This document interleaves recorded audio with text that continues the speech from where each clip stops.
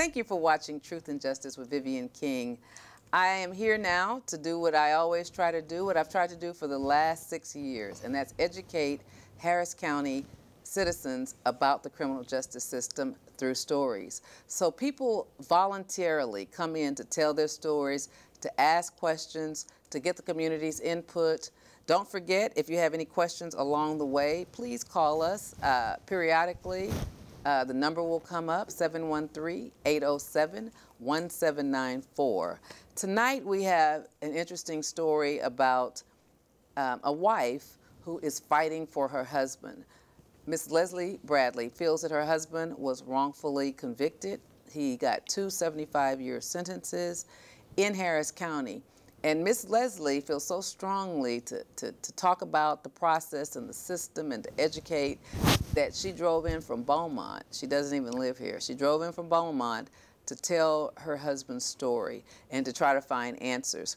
Most of the time, through the many, many years that I was in private practice, people would call me and just ask me questions after the fact, after their husbands or sons or wives were convicted, and they'd say, "How did this happen? What did this happen?" And I would say, "Well, ask your lawyer." But Ms. King, you're out there in the community, you tell us. So I realized that there was a gap, educational gap between what people know about the system and the urban jailhouse myth about what's in the system.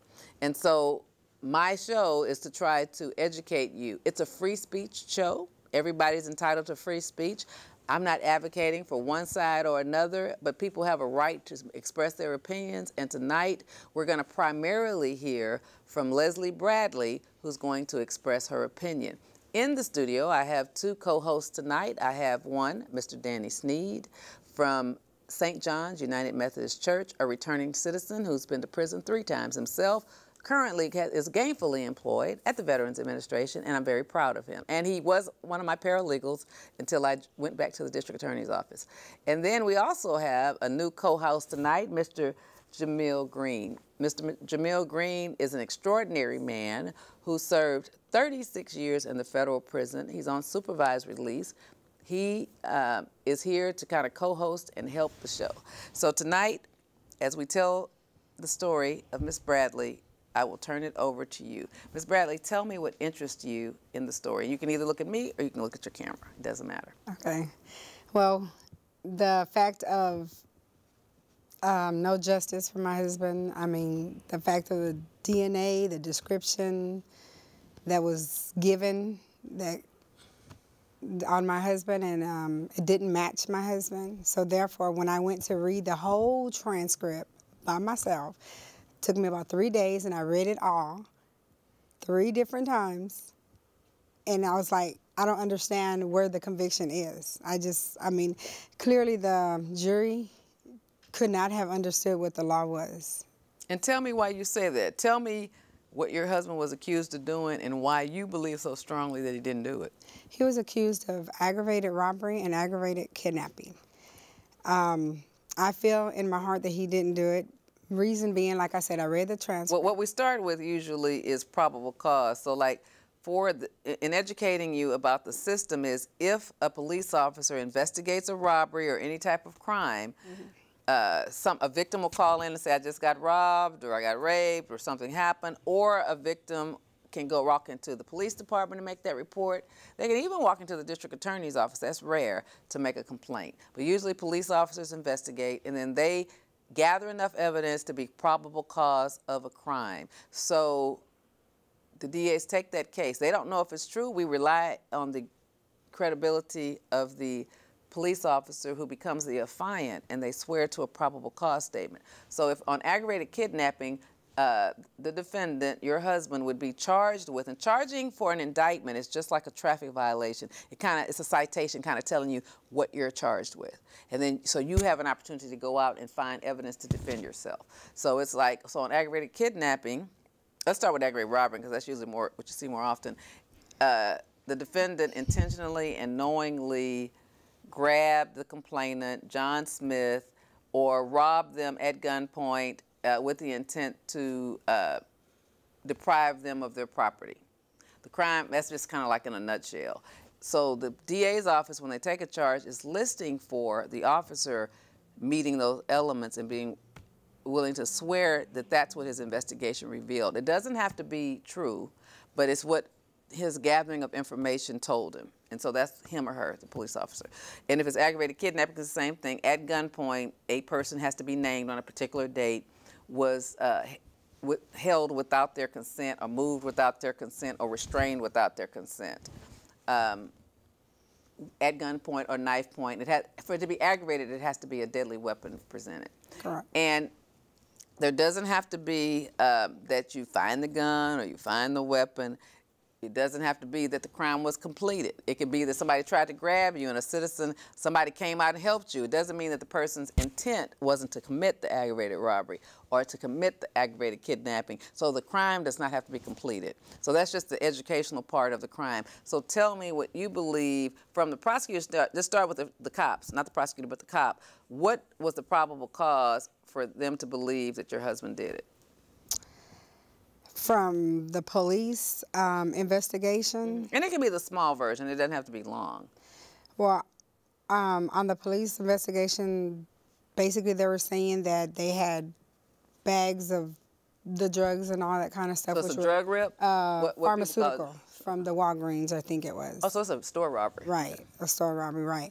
And they had found all that on someone else and in their place. And so I guess when they linked it all together, they seen a picture of my husband and his friend in the house, and so they want to put that as 2 and 2. Well, then it was these two together. But somebody in court usually has to say it was that person Right. that I saw in the Walgreens or in the drugstore. And no one did.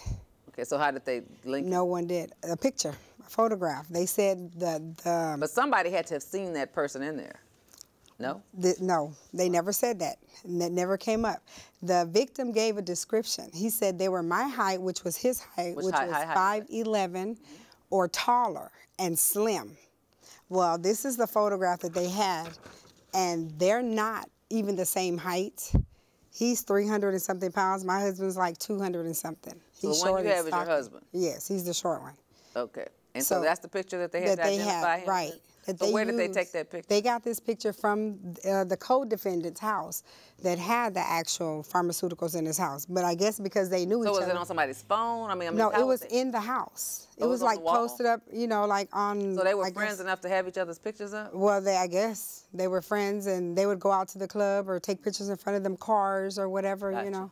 So and with this, you know, they're not even the same height, but the victim said they were the same height. Your husband looks kind of short. Yeah, he's very short. How tall and is he? stocky. He's 5'4", okay. I believe 5'4", and he's stocky. He's not slim at all. And the victim never pointed him out in court either.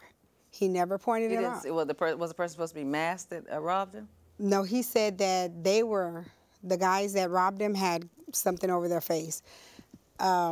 But he has goals in his mouth. I mean, I feel like if somebody's you don't know if you're gonna live or die, you would remember something from somebody, you know, on that individual in case you make it, you're able to, you know, tell something that you remembered. Well, here, my husband having a mouthful of goals, you know, I mean, that's a dead giveaway. He never mentioned that. He never even said that if they're talking to you or saying something. Well, did his tall friend get charged with the crime? He also got charged with the crime, but he got 45 years. And why? And he had everything on him. But why did he get 45 years? I don't know, because they said that Did he go to trial? He went to trial, and he gave one story in the beginning when they did interrogation, and then whenever they went to court a year later, his story didn't match up with whatever he said. So I was just reading from the paperwork. Yeah. But do you think that who they call the co-defendant, do you think that he went to trial though, or just did a plea bargain? No, he went to trial. He had a court. He also has a transcript and everything. He had a trial. Do you have any idea why he got 30 years more than your husband? I mean, 30 years less? I have no idea. Because, ladies and gentlemen, her husband got 2 75-year sentences where the co-defendant got 45 years. And tell me where your husband, were you at the trial during that time? I know you weren't married at the time. No, I wasn't there at that time. I just, like I said, I started doing my own investigation, reading and getting the transcripts and looking up all kinds of different things.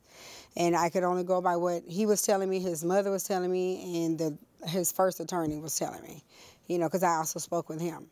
Who because was that? Melvin Lampley. was the first actual attorney. But that's not the one that was trial. No, that's one that was in trial. Yes, he never objected to anything. Melvin was his lawyer? Yes, that was his actual attorney. Yes. I thought it was Lori Gray. Lori Gray was the first in '09 that actually for the first appeal that we were trying to get. She was an appellate lawyer, okay. Right. And Melvin Lampley is the actual attorney that started it, exactly what I said. When I looked up his background, no way. Did they ever offer a plea? Did they ever offer a plea? There was a statement made that they had said they offered him 5 years. My husband said they never came to him with 5 years. So that means his lawyer, Melvin Lampley, never told him 5 years? No. Is it written on the DA's file at all? I didn't see it. I mean, I don't have access to that. Well, no, usually the lawyer that you have doing the writ will get a copy of the jacket. He'll get a copy of the whole file. That's generally his procedure. Mm-hmm. So when DAs make offers, they write it on the jacket of the file. So well, I never seen it. On all the paperwork that I read, I hadn't seen it. So why do you believe it? Well, because they were saying, Ms. Gray came to us and told us that they had said they offered him 5 years. Yeah. Well, understand you can't move forward with the they said because it's like right now it's about 320 DAs. So which they said that, you know what I mean? So you can't fight with they, huh? No, Bush Miller was her name, I think. It was 2 female DA officers. Because you know that in a year or two they change DAs, so it's usually not the same. No, it's not the same anymore since we've been. But then that's why it's required that it's written. Because you can't go by what somebody says because who knows what somebody said. Yeah. Yes, sir. Mr. Jamel Green wants to make a comment. What's your comment, sir? The question is, how would she go about to get that information that you were speaking of, that document where the... Okay, when a case is over, like in this case, it's an appeal, the case is over. Mm-hmm. Any person under the Texas Open Records Act, because the jacket and the files belong to the state of Texas, you can request a copy under Texas Open Records Act and pay page by page for it. And the DA's office gets it out of archive. Now we're scanning it in, but you can get a copy of everything in the file, and a good writ lawyer will copy everything. They're going to charge that to you. And you know, appealing something and getting a writ is very expensive because in a writ, there's usually a reinvestigation. So the writ lawyer is going to hire an investigator because a writ is the only time you can say, let my body go because I'm wrongfully convicted. So you get to kind of start it over, like investigate everything and figure out what the trial lawyer did wrong for this egregious thing to happen because you're stating that an innocent person got 75 years. Generally, the jury gets it right based on the evidence that's presented to them. But if something is wrong, then that means then usually the crit lawyer will file ineffective assistance of counsel on the, I mean, if you let somebody that's innocent get 75 years, then the lawyer is usually considered to be ineffective. But you have to document why they're ineffective and why, if you had another lawyer or that lawyer would have done these certain things, the outcome would have been different. And that's why it's so hard to overturn things on a writ, because it's got to be so blatant that anybody would see if these things were done by this lawyer, then the jury would have thought a different way. If there's any evidence in the trial that to support why the jury went that way, regardless of what strategy the lawyer said, then you don't get the writ overturned. And so that's what her writ lawyer has to fight with, is why did the trial lawyer do what they do or not do what they didn't do? And then on appeal, you're limited in an appeal, different from a writ, because in appeal you only appeal what happened in the trial. So most defendants or most people will say, when I was practicing, they would say, and I probably wrote over 150 appeals, they'd say, well, my lawyer didn't do this, my lawyer did that. An appeal is only to complain about what happened in the trial. You can't really complain about what didn't happen. It's got to be, an appeal is a grade card for the judge to make sure it was a fair process and that the judge let in evidence that was legally admissible and didn't let in things that violated your constitutional rights. But the judge has nothing to do, as the referee of the parties, the outcome of the case, unless you're having a trial before the judge. And most people don't do that. Most of the time they have trials before juries, then the judge is like the referee of a football or basketball game or something like that. Does that make sense? So in an appeal, you can't bring in new evidence. So you're stuck with whatever the court reporter wrote down. You're appealing that process. So you can't say, well, my lawyer's supposed to have this witness and they didn't have it. That's not what an appeal is. Grading, did the judge rule correctly when there were objections and the judge either sustained or overruled the objection. That's what an appeal is. So after all the appeals are exhausted and the Court of Appeals or the Court of Criminal issues a mandate of affirmance, mandating that the judgment of the of the trial, the jurors, is affirmed, the 75 years, then every citizen has a right to a writ. The dangerous part is that you only can get one writ. And a lot of times when people are in prison, they'll go to a writ lawyer and start trying to do something themselves. So then by the time the family hires a lawyer, you can only do one. And the court, it can be a beautiful document that shows something, but you've already done it because you let a writ lawyer in jail exhaust your first one. So That's good information. I always tell people, if you can't afford a lawyer right now and you got a long sentence, just get your family to save the money for about 5 or 10 years, because they can always get you out, but it's going to cost you a lot of money to find an investigator to try to find all those old witnesses, who should have been talked to that wasn't. If the cop who investigated is retired, a lot of times police officers will talk even after they retire, but you got to go over every part of the case with an investigator. You got to read the transcript, and you got to find, like, if there's DNA, like in your case that was never tested, why did the lawyer not test it? Had the DNA been tested and it wasn't your husband, would that have ruled you out? You see what I'm saying? But if you've already wasted it on some bullcorn with somebody in jail, not having a transcript, not having the opportunity to have an investigator reinvestigate everything, you've wasted that time. The Court of Appeals doesn't want to be bothered with writ after writ after writ on the same person when the jury has spoken. Is there a law that says law. you only get one shot? Everything I'm telling you is the law. I'm a legal expert. Is there some organization out there that can assist this lady in possibly doing pro bono for a wrongful conviction? The Innocence Project.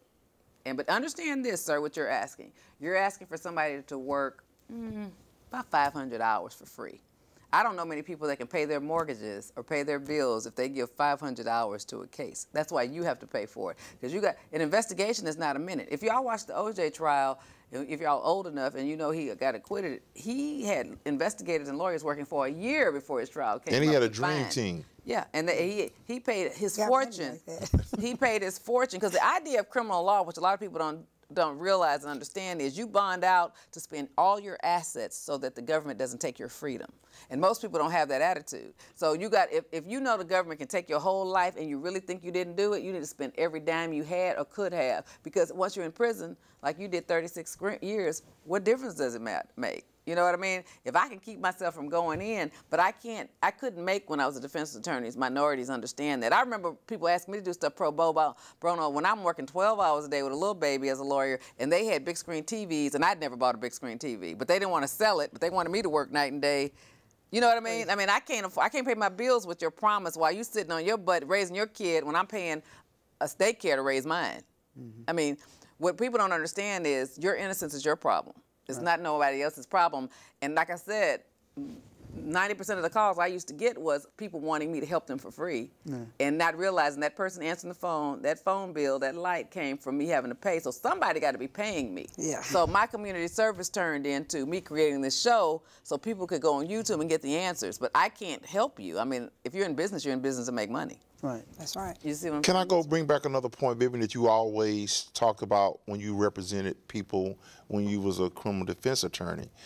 What Ms. King would always say to her clients, if you're innocent, let's go to trial. Don't take a plea. And even if he was offered 5 years, based on how she sees, because I've had the real experience. I can't really, I don't disagree with how she looks at it, but when you're in that hot seat and you're looking at the results of what you see other people go to trial and get, and they come to you and you say, I'm innocent. Well, then you got 5 years or you risk life. Life in prison. But I'm innocent. But with 5 years, and then you got your cellmates telling you, dude, you better take this 5 years. These people are not playing. If you go to trial and you don't have a good attorney or a paid attorney, you go with a court-appointed attorney, it's not saying you're going to guarantee lose. It's just, it's not a good look to go to a trial in the state of Texas with a court-appointed attorney. Now, Danny's saying that, but let's add to the educational quotient. I used to pay Danny to be my paralegal to go to the jail every Sunday. We'd be there all day till we were just exhausted. and they would be, half of them would be court appointed. And my clients couldn't tell whether they were, I hadn't been paid, but I was paying Danny. So if you care, you do what you do because you care. And you understand that. I paid him every Sunday to go, because as my paralegal, to help me visit capital murder defendants. I'm not going to be paid for a year or two down the road when the case is over, but yet I'm still investing. And my clients couldn't, and I would ask Danny after the end of the day sometime, could you tell which one was appointed and which one wasn't? He couldn't tell, because I treated them all the same. You did. No one knew the difference. I'd pay him to see kids who daddy died, they involved with a capital murder, they court appointed, but they looked forward to seeing Danny every Sunday, so I paid him to go see them. Mm-hmm. And so that's just out of the goodness of my heart. But I went into this because, you know, I have I came from a difficult background, so I'm in it more emotionally. But it did take a toll on me, because people will use you to death until you have no life, and that's what happened to me. I mean, you know, I think that God put me in a place to go back to the DA's office just so someday you can go home before, not work 7 days a week, because I actually gave my life to it. I didn't date, I didn't do anything but take care of my daughter once I got divorced. And Danny knows that. That's all I did. And so people will use you to death when they don't work, and if you don't work, what did our parents teach us? An idle mind is a devil's workshop. A lot of people who got in trouble because they weren't doing anything. My young clients, when I was a defense attorney, I would tell them, don't sit around. I don't care if you've been to jail and you can't find a job. Volunteer somewhere all day, because at least that'll keep your mind occupied. Right. And if you volunteer somewhere in a profession that you like fixing cars or painting or any people you see in the neighborhood, just volunteer. Eventually, if you volunteer, people will hire you, no matter how bad your record is. But you cannot sit around and feel sorry for yourself and expect somebody else to work. I used to do it, but I really got pimped. I'm just telling you, I got pimped. I got pimped for many, many years. But Danny knows that we worked hard for those people. Everybody. So what he's saying about court-appointed lawyers, he cannot really apply to me.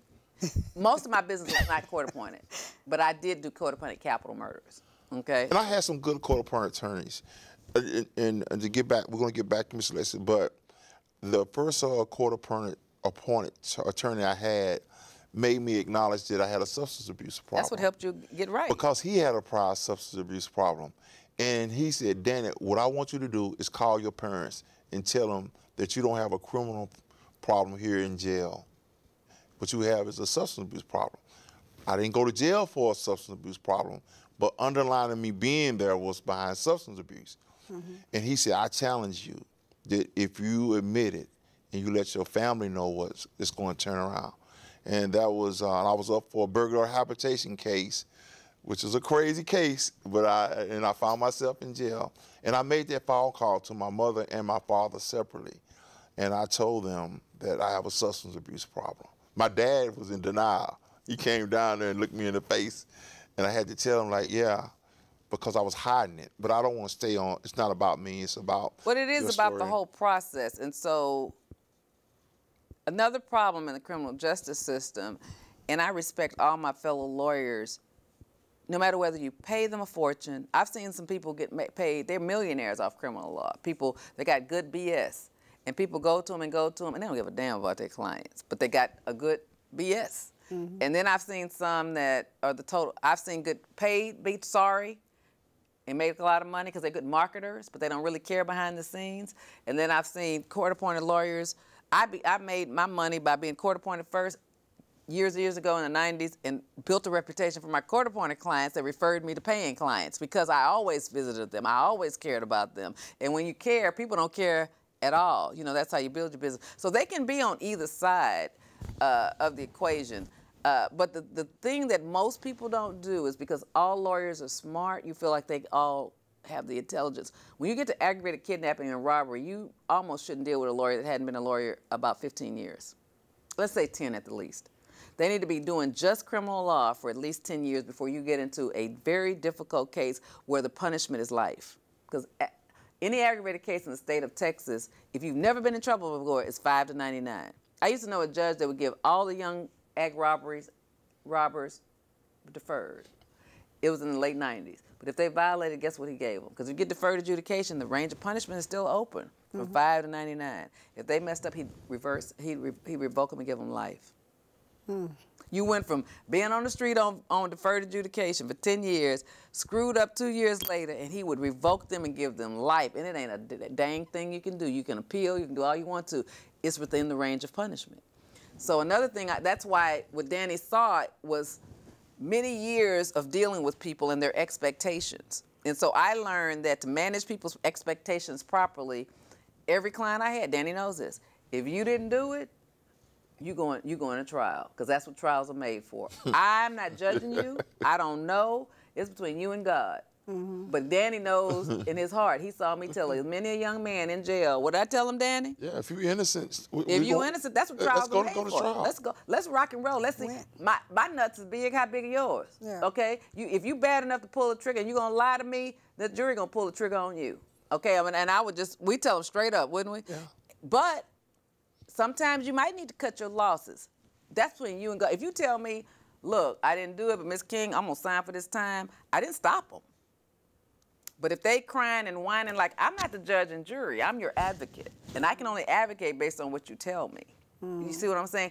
But the difference between me and a lot of lawyers is I put the time in. You know how when someone does a profession, you're a lot better 10 years later than you were the first year. Right. Some people, to be right, like a DA's training is they start with misdemeanors, the least serious misdemeanors, where the maximum is 6 months in jail and a $2,000 fine. Then about a year, then about 6 months later, maybe a year later, they're doing the ones up to a year in jail. Then they get promoted, and then they do the things that state jail up to 2 years in jail. So a prosecutor, they ascend through the years. But a good lawyer, new lawyer with good BS, they might talk you into a case that they're not qualified for. That's what happened. I'm not going to dog another lawyer because it's part of our claim. I believe. I looked them up. You understand? I looked them up. Yeah, because some lawyers, listen to He's this, just a some lawyers bankrupt have, and a will attorney. That's it. He's a bankrupt and will yeah, I attorney. know who he is. Right. And some lawyers That's have it. been disbarred. Some lawyers have had long suspensions. And I'm like, some why would you lawyers take have. $30,000 from my mother-in-law? She had to get money off of her house. Oh my God. And, pay and for him. And let me that's tell you this, He doesn't even unfortunate. have a criminal. And that's unfortunate. But I know At from. all. But see, that that's what, in the black community, we go for the bullcorn. We be going for the BS. We don't verify. But yet, as a black female lawyer, they would ask me, how many trials do you have? I've had more trials than anybody you can talk to, unless you're talking to the DeGarens or the people who've been around, 30, 40 years, because I've always tried cases. You see what I'm saying? Because I'm not a plea lawyer. So if you want a plea lawyer, don't call me. You call me when you need the expertise, somebody gonna go to trial. And I didn't win them all, but I won more than about everybody. I've won awards for winning them. You see what I'm saying? Because if they were innocent, I wasn't gonna cop a plea. You see what I'm saying? But that's between you and God and the evidence. I ain't getting into if you did it or not. You don't bullcorn me because I'm a girl. Because I ain't gonna do the time. You gotta do the time. So do time for something you did, and you take that 5 years that they gave you. We'll show that maybe they can't prove it, but I'm not gonna help you lie, and I'm not gonna tell you to plead to something when you have cried to me in my eyes and said you didn't do it. And usually if they said they didn't do it and they cried, they walked out of that courtroom with me. Okay. My husband said even if they came to him with 5 years, he wouldn't take it. Well, then he that was the key. original point that I was trying to He get said, to. if they come to me with a year, I'm not going to take it because I didn't do this. Okay. Yeah. He said, I don't steal no other man's goods. Well, why didn't he check out the lawyer that he paid? How did he get a lawyer that didn't trial those kind of cases? Baby, his mom doesn't know. She's an older lady. She doesn't know. But I mean, And how did he even get to that person? I think through one of the Ainies or somebody that they knew because he did a previous case for them, but it wasn't the same a little kind of case. It was a little case. Yeah. It was totally different. When you get to $5.99, it's a level of lawyers who do those cases that can win, and the prosecutors know who they are, and they know who the ones who don't, because they're in the courtroom every day. So I'm just telling you, I don't know him like that. I know him. I looked him up. He was married to a person from San Antonio like us, and so I knew the person he was married to, but he wasn't even practicing back when I went to law school. So I'm just saying, I'm not here to talk about lawyers, and I don't even want to call no names, but I'm just letting you know that one of the mistakes we make is not checking out the lawyer that we've hired. You need to make sure they've tried, before you give them $30,000, you need to make sure they've tried 4 or 5 cases like that from beginning to end, where they can tell you how it began and how it ended. And you can go verify the defendant's name, because it's public record, and you see what happened. Or you go around that courthouse and you see if the DAs even know him. If I walk in the courtroom, even when I was a defense attorney, everybody knows me.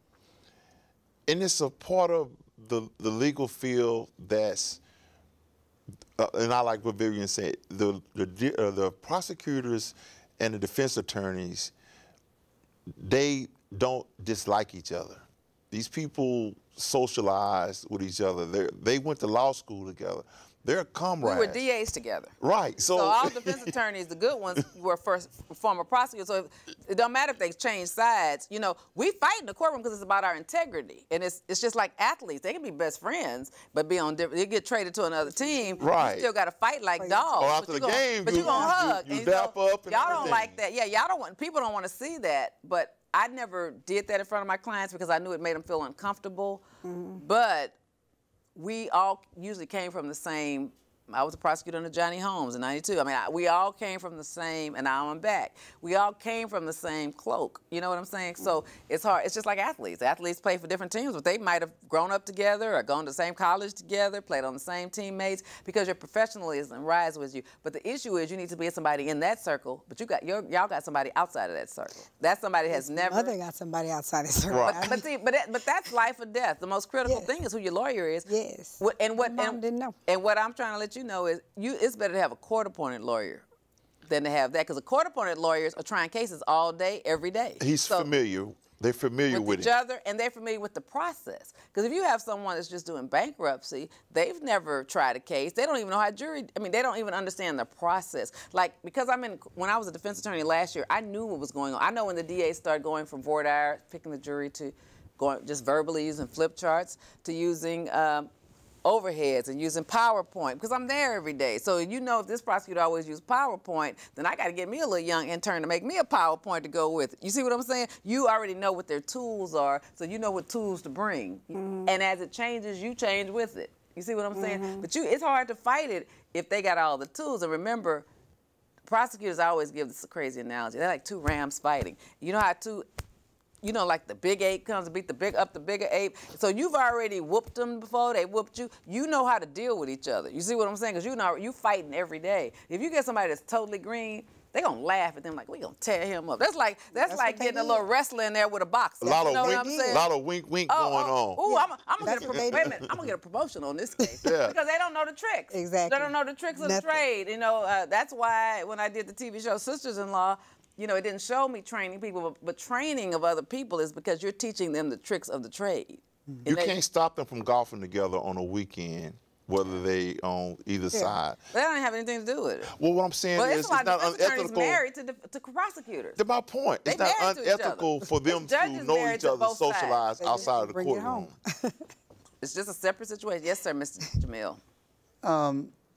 That's subject that you're speaking of right now is a big subject in the black community. What's that? That they feel that they're against the wall with the professionals who I went to school, Ivy League schools, and a lot of them went to the same schools. The judge, the prosecutor, and your attorney are all in cahoots together. Right, I know. In this war on crime or war on drugs against the black community. So a lot of times they feel that no matter what they do or what happens to them, that you guys and your profession's gonna always win, and they're gonna be always the losers. Well, let me just say this.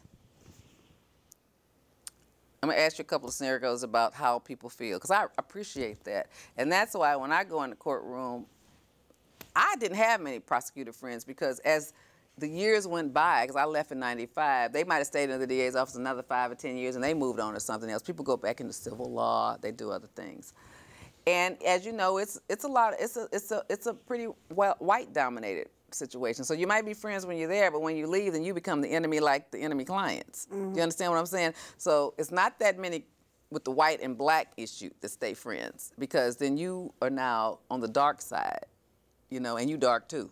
You understand what I'm saying? So we're not the ones that's always really friends. We might have been an outsider when we were the insider, if you follow what I'm saying, because that happens in any organization, any job that you have. You understand what I'm saying? So we're not really a part of the in crowd like Danny is describing.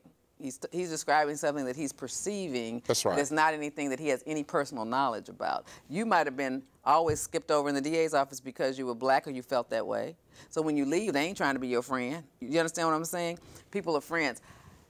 one of the hardest parts of being a defense attorney, and I did it for 22 years, that's a long time, 3 years as a prosecutor, 22 years, my clients beat me up because they didn't have confidence. I can't help you for what you feel. You feel that before you get in trouble. Is that my problem? Do you understand? What can I do about your insecurities? Do you understand what I'm saying? Either you're going to respect me. What black female lawyers have to deal with is you respect the white males more than the white females, the Hispanic males, the Hispanic females, the black males, and then you come to, they would usually come to me after they've had two people take all their money and try to make them plead, okay? And then now I've given somebody else $30,000, but I heard Ms. King, he trying to make me cop a plea, but I heard you the best. I ain't got no money yet, but I want you to represent me. You know, just think how disrespectful that is. How many jobs do you ask somebody to work and don't get no money?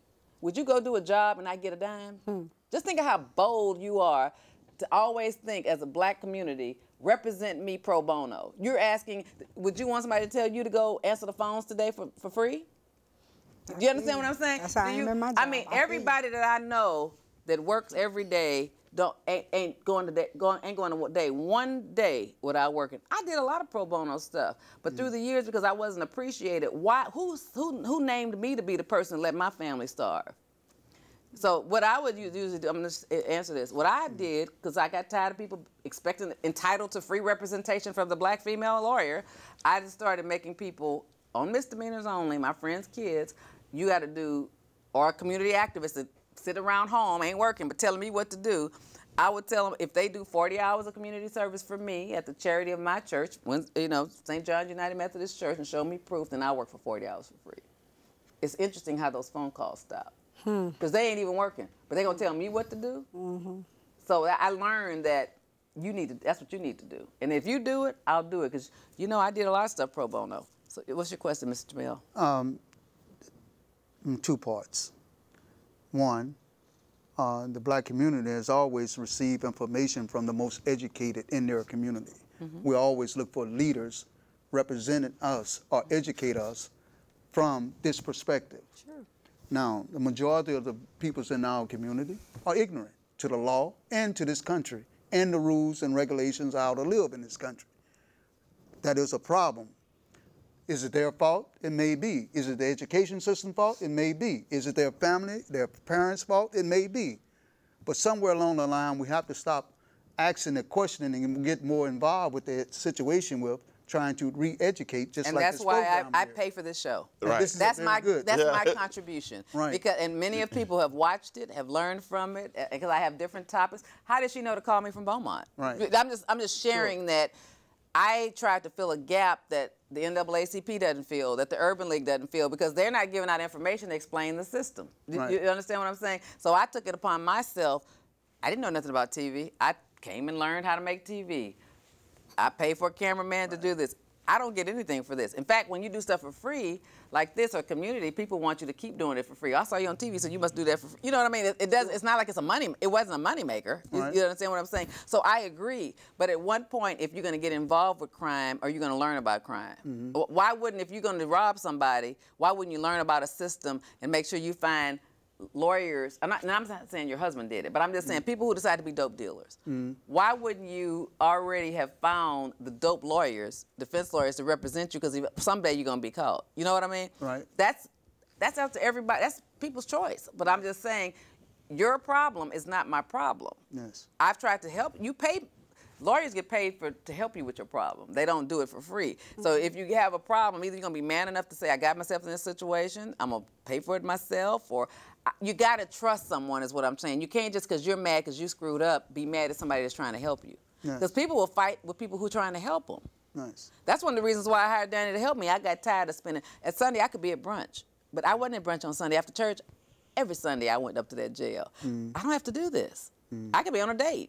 You understand what I'm saying? I don't have to be at the jail giving you my sermon notes. I used to do that when I was at Windsor Village. I take the sermon notes. We don't get them at St. John, so I don't take sermon notes. Why am I doing this? And for somebody to tell me what you just said, do you know how insulting that is? And I'm just telling you the other side. Everybody has to understand. If you're here on a Sunday, what am I getting for that? You court appointed. You said, man, I don't care. You don't even care about me. You one of them. Excuse me? Are they here on Sunday? Who's here? It's very few lawyers, and there's a lot of lawyers. They get paid millions every day. It's about 20,000 people in jail with pending cases. How many people did you see on a Sunday? Well, I saw my lawyer on court days. My court appointment. But I'm talking about when you went to that jail with me on Sundays. How many people lawyers would be there on Sunday? Very few. And the ones that were there, did I know them? I'd speak to them. Yeah. Remember, I'd speak to them. It would be very few. And let me tell you which ones would be there. They would be the court-appointed lawyers who had a trial Monday. So they would be there. I didn't see none of them paid lawyers at that jail. You understand what I'm saying on Sunday? And I'm not saying they didn't do it, and I'm not trying to mock them, but I'm telling you who I saw on a Sunday. Right. And I did that for many years. And so I'm just saying, sometimes people bite the hand that feeds them. And that's not everybody. A lot of people didn't trust me at the beginning just because I'm a black female. But in the end, once they saw what happened, in the end, then I'd get thank you cards and you were really the best, and in hindsight. So I've gotten a lot of gratitude and gratefulness too. So don't let me fool you. But it's hard to be in a profession you've chosen to help people, make money helping people, that you're giving discounted rates. There's 2 black women in the whole state that are board certified in criminal law, and I'm one of them. So I can get high dollar. Do you understand what I'm saying? But I don't roll like that. Right. Do you understand what I'm saying? So you don't assume, though, just because you're black and you feel the system's against you, that everybody's trying to help you is against you either. Yeah. That's your psychology. I'm pretty sure they appreciate everything you've done for them. I think that the community at large that watch your program appreciate everything that you're doing for the community itself with the information that you are providing. Don't think for 1 minute that what you are doing is not going anywhere. And I don't mean to make it personal. As I'm speaking on this program, and I'm saying I'm speaking for those lawyers who care. Yeah. Because I'm not by myself. You know what I'm saying? Sure. Most of the court-appointed lawyers I know, they actually care. But it's just when you have 1,000 people, understand this, a lot of people who can't afford a lawyer have people who don't have money. So they're at home all day. So they can just keep calling, what's going on with my son's case? What's going on? They have more time to bug you. You see what I'm saying? And so if you're trying to work, you don't have time to talk on the phone to people because that's not going to advance their child's case. Right. You understand what I'm saying? Because it's a process. Every court has 1,000 cases. They have 3 prosecutors. They have almost 100 cases a day. Yeah. The only day that they can talk to you is on their court date. After that, it's the next court date because they got that many cases the next day. That's the system that we're in. But we have 20 minutes, so tell me more about what you want to say. Well, just, like I say, it's just, to me, it's just so wrong that Miss Sherry Grounds Gold, she wrote 2 reports. Her first initial report stated that she found prints and stuff on the outside of the trailer and all. Now, this is the investigative officer. So you don't have to call her name, but just say you can say she, the officer, but it's the officer that did the initial crime report that you feel like should have gotten some fingerprints. Right. And you're saying that no one in court raised their right hand and said, that defendant is the one that robbed me. No one. That's he very said unusual. Nobody ever pointed him out. Right. And the disadvantage you come in at is that you weren't there. You weren't with him then. Right. So you don't really know what happened, but you did read the transcript. Right, I did read the transcript. And you never saw anybody say, not in the transcript. No, never. Wow. Never. So no what one was the evidence that tied him? There was no fingerprints? There was nobody who testified against him either. The fingerprint, like I said, it may be his fingerprint because we had to hire a fingerprint expert as well. And we never argue the fact that it's his. We argue the fact, where did it come from? So we truly believe it came from when she visited him at the jailhouse and took his prints. So that's where we believe that print came from. Because now in her initial report, she says, well, she took prints and got them from the outside of the trailer. She didn't have anything in the inside, just the outside. Anything on the outside is inadmissible in court. Right. So after her speaking with whomever she was speaking with. Anything on the outside is not inadmissible, but it doesn't mean that somebody went inside. Because anybody can be on the outside of something and lean against something. So that's not proof that they went inside of it. So it's admissible, but it's not proof. But she went back and changed it and then said she found them in the inside. Oh. But in her first initial report, she said she had photographs and tape lifts and stuff. So then on her second report, she didn't have any. Yeah, that's a circumstantial evidence case that's weird. And I'm surprised the jury would give him so much time for circumstantial. Actually, the jury didn't give him Wait a minute, that's it. The person who was kidnapped did not identify him as the person who kidnapped. He said they were tall and slim. He's not tall and slim. That's not what I'm asking, though. No, you can still say you did it even though the description matches you. Yeah, no. Nobody said that. Nobody said it was him. Wow. He did not point him out that was him. Wow. Because he said he never pointed me out. He never. So for the $30,000 retainer fee that this attorney received, was part of that he would do the appeal also? No, it was just for the trial, actually. That's what he charged. Usually, lawyers charge per what the trial. But you can negotiate the appeal. that. Nobody ever does because they don't think they're going to get convicted. Yeah, yeah. So nobody thinks about the appeal. Oh, I would have. I mean. No. Lawyers don't do that. And in there, if they have a contract like I did, it would just be you're paying for a specific service. I can't figure out how I can't charge you for an appeal when I haven't even done the trial. Right. I mean, I'm hoping I'm gonna win. I'm gonna put everything into winning. So you're paying for that fee. But that's a good question. And that's a good. Because I'm thinking about bartering. It's like when I'm going to buy a car. You know, if I got $30,000 and I think I got a little leverage to bargain for some concessions in here. If I ask list, okay, I want to ask because you want this $30,000, you're going to work for Danny. Got it. Right. So, again, like I say, nobody ever pointed him out. The judge actually sentenced him. Okay, the judge. The jury didn't. The judge actually sentenced him because the mother was so upset or whatever. I don't know what happened in the courtroom. And probably that's probably the reason. And he was a sit-in judge. He wasn't even the actual judge that heard everything. No. The actual judge was supposed to be Godwin. He was actually the judge that started hearing. Right, but Godwin retired. Right. But he was there at that time in 05 and 06 and 07 so when it happened. Judge. He was on vacation. Right. Well, no, he wasn't. He was in another courtroom. They actually told my husband that he was having eye surgery, but he wasn't. Somehow or another, they got a sit-in judge, Dugan, Lee Dugan. I thought you said it was Guerrero. Guerrero's where we did the habeas writ. Okay. Right. So the 174th Lee Dugan was is actually the one. Godwin at the time. That sounds like some shenanigans. Yes. So Lee Dugan is the one that sentenced my husband to 2 75-year sentences. My God. And he wasn't even there for the whole... And Lee Dugan wasn't working very much at all back in 2007, but that's lack of experience from your lawyer. You didn't have a criminal lawyer. No, Mom didn't have a criminal lawyer. You had a bankruptcy lawyer. Yes. Okay. So, well. you know... Any lawyer can practice anything, but you have a duty to make sure before you get somebody that much money that they've tried cases like that Mom before. didn't know. She's an older lady. She didn't know what to look for or anything. And when I came in the picture, I went and I investigated him and I said, why would you hire a will and a bankrupt attorney? He has no criminal experience. So then I started to have researching other people. And by then, you know, he was already gone in the penitentiary. And him and That's what makes me mad about our community. We research it after something bad goes. Remember I told you I started this show because people call me after the something fact. bad. Right. That's what she called me. But so she that's researched when I came and in found after. me. I came in after. I was But when people get in jail for something they feel like they didn't do, they're constantly having pen pals, friends. I get calls through the years for the same person that I never represented because they'll say, well, I heard this lady's good. Why don't you try to call her? They might have had a wife, then 5 years later, they don't have her. They have a girlfriend. That same person starts calling all over again. And I never got your money in the first place. Why are you calling me? You had so much confidence in this person that didn't even know what they were doing. And, you know, I mean. Well, he did write an affidavit stating he didn't know that he should have objected to this and he shouldn't object. He wrote an affidavit and said he didn't know what he was supposed to do. Well, that's what Randy likes. Randy likes to get that. So, you know. So will that help? Well, now, I'm going to tell you this.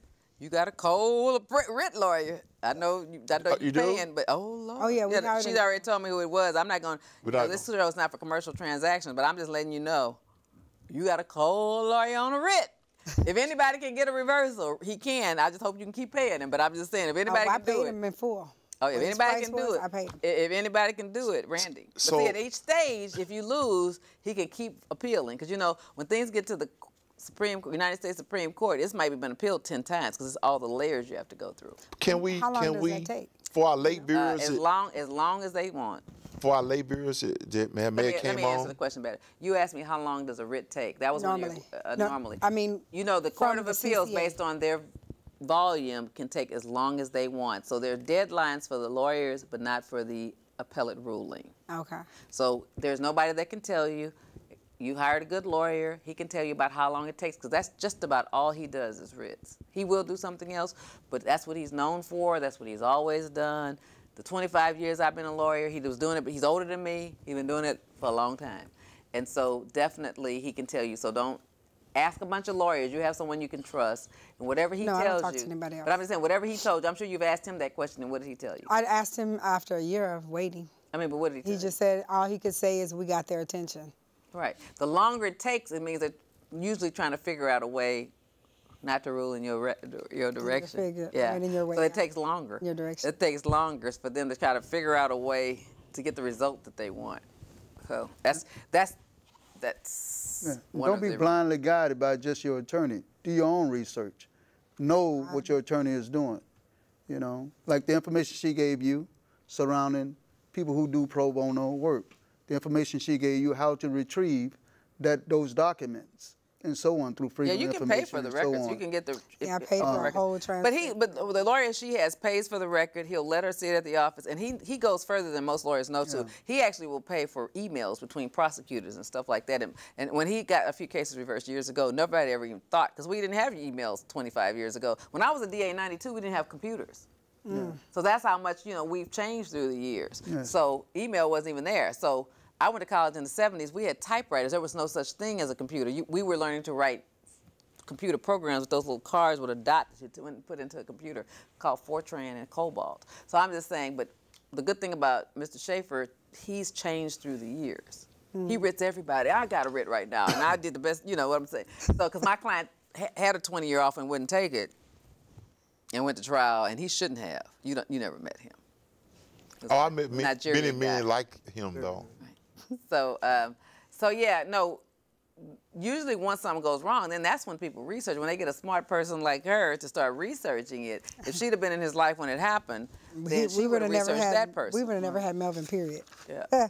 And like you said, sometimes if you got a lot to lose, cutting your losses. Because remember, one of the cases I brought Danny into, I was a guy's second lawyer after the paid lawyer got off, and the judge said, "Will you take this case?" It was a murder, bad murder. And we liked him. Remember, that was the guy that knew all his kids, the light-skinned brother? Yeah. And he's a habitual. So habitual starts at 25. They were offering him a bunch of time. In the end, Danny convinced him, because you know me, you understand, that's rock and roll. I'm ready to rock and roll. But Danny talked him into, if Vivian can get this for you, habitual, he got 5. He'd already been in jail about 3 years. And he was willing to go and face something, he was looking at probably 60. 75. They probably would have started off with like 60 ag. And you had to do 30 years just to see parole. And they kept filing cases on him, like sexual assault of a child. Blah, blah, blah, blah. He kept saying, "I never screwed that little girl. She was my girlfriend, but I never had sex with her. She had a baby." The girl brought the baby to him and said it was his. He said, "I didn't have sex with that little girl. She was my girlfriend, but I don't know how that happened. But anyway, when they got that DNA, it was not his baby." But he had been charged with sexual assault of a child. Because he had been on bond on a murder case, the DAs kept finding stuff to give on him. But he kept getting out of it. Retaliation. I mean, he had like all these cases. And we whizzled our way. I wasn't his first lawyer, so he'd already been in jail about 2 years by the time his lawyer just said, "They filing so many cases, his family can't afford to pay me." And one of the judges asked me as a friend, "Will you take this court-appointed murder? Because I know you'll work it hard." And that was one of Danny's guys that he visited. And Danny said, "Vivian, no, he might have been in that life, but he knows all his kids' name by heart, even though they got all different baby mamas." He said, He had 7 kids. Yes, and he knew them all. And I would ask him to name them and what were their birthdays. And he could do that. And they didn't have the same mothers, different households. The problem in his case is he killed somebody with one of them babies with him. And so it was a little scary, but because I've been around for so long, that offer went from over 25, because you start at 25, you go to trial, that they gave him 5 years. I said, let's just cop a plea to something. And I got the DAs to give him 5 years, and he did kill the guy. I mean, that wasn't the question. It was why he killed him. It was the reason why he killed him. And it would have been a hard trial. I was ready to fight for him, though, because he was a good person, and he even though he was in that life, he knew how to communicate. Don't you think? And to think about it, and his mama turned him in. He had one of his kids with him. So that was the only thing we said. Now that because of that, even though it might have been self-defense, the problem is these girls it's a long story, but it's a long story. It's a good story. It was a good story. It would have been on our TV show, but something happened. But I forgot. But anyway, it was a really good story, and somebody called him over to stop. Like, these 2 girls are roommates, and one of them's boyfriend's beating them up, so the other girl called her boyfriend to come stop him, and he killed him. Oh, Lord. So, with his child with him. He brought the baby in a little carriage. Oh, a tiny baby. Shot him. Bought a gun. And you know a felon's not supposed to have a weapon. Yeah. So, you know, it's a whole bunch of things that was going on with that. So I've just said, after like a lot of time, and I'm ready to fight, but they can charge you with this, and they can do this for this, we decided we'd rock and roll. Let's just try to get out of here, because you've already done 3 years, so in the Harris County Jail way. But I'm just saying, but that's when you get involved with your experience. See, the DAs knew that I was experienced, and they might lose because we maybe could prove self-defense of another. You see what I'm saying? And even though a felon's not supposed to have a gun, there are exceptions with necessity. Yeah, my husband stayed in the county jail for 3 years, waiting for a bench order. Okay, well, the advice I can give you is, even though this is not an advice show, is you always should have a good lawyer.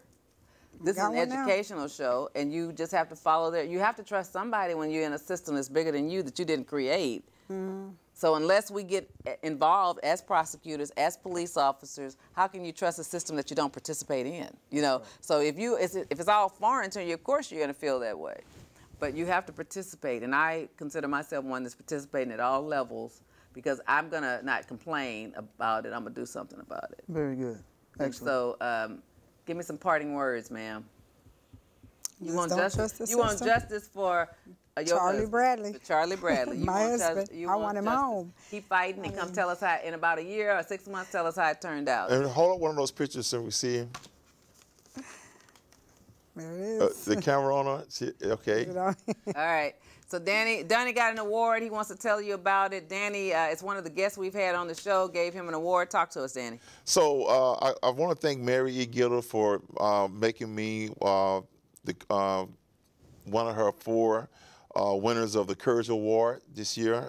Mary is the author of a book called Even a Man Can Have a Broken Heart.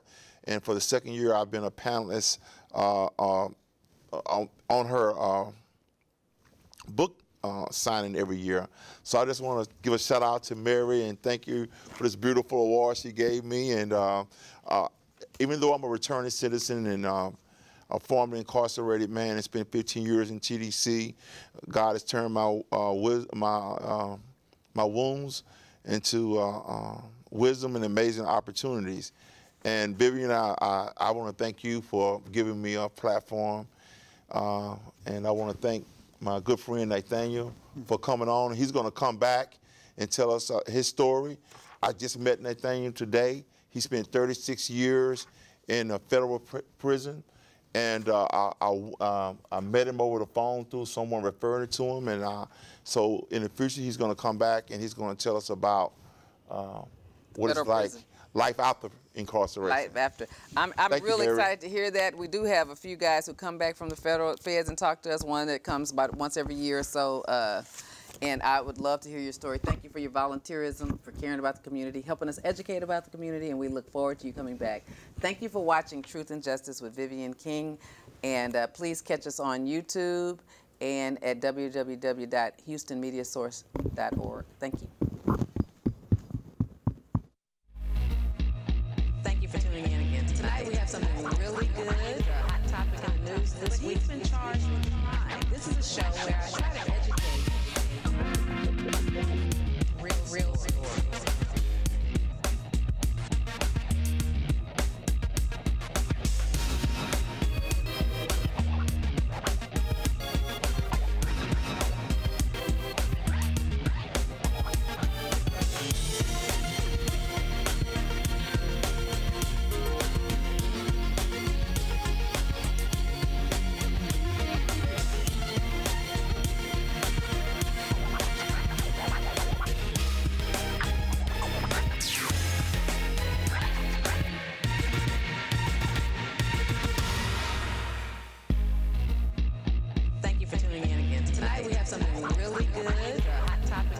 This week's been charged with crime. This is a show where